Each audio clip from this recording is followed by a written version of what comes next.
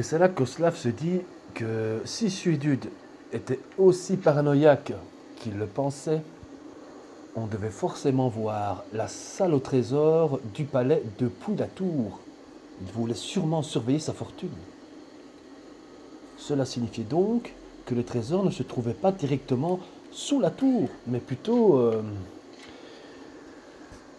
dans la cour, quelque part, derrière les murs. Il y avait de la lumière dans la tour toute la nuit. Et Slav décida donc qu'il fallait agir de jour, lorsque Suédude dormait.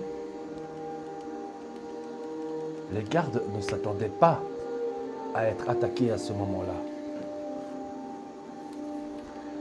À midi, en plein soleil, Oslav escalada rapidement le mur le plus proche de la porte avant et attendit caché dans les crénélages.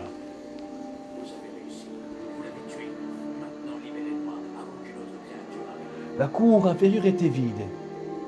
Il n'y avait pas beaucoup d'endroits pour se cacher, mais il repéra deux puits. Les gardes utilisèrent un de ces puits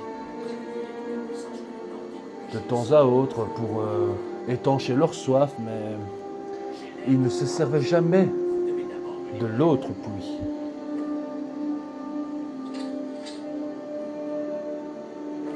Il attendit que les gardes soient distraits quelques instants par l'arrivée d'un marchand avec son chariot.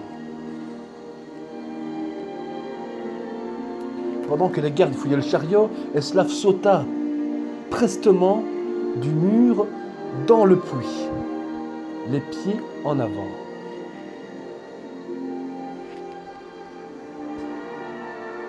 La réception fut assez rude car le puits, comme prévu, ne contenait pas d'eau, mais de l'or.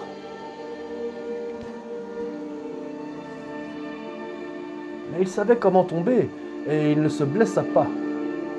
Il remplit ses poches d'or et s'apprêtait à repartir en empruntant une porte qui menait probablement jusqu'à la tour, lorsqu'il aperçut un tuyau de la taille d'une pomme, d'une valeur totalement inestimable.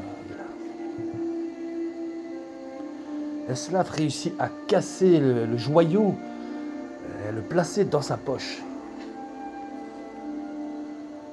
Et cette porte menait en effet à la tour, et Eslav suivit l'escalier jusqu'en haut. En avançant rapidement, mais sans faire de bruit. Une fois en haut, il arriva dans une chambre somptueuse mais froide. Les murs étaient couverts de tableaux inestimables, d'épées et de boucliers décoratifs. Eslav pensait que la personne qui ronflait dans le lit était probablement Suébube. Mais il n'allait pas vérifier. Il alla jusqu'à la fenêtre et jeta un coup d'œil dehors.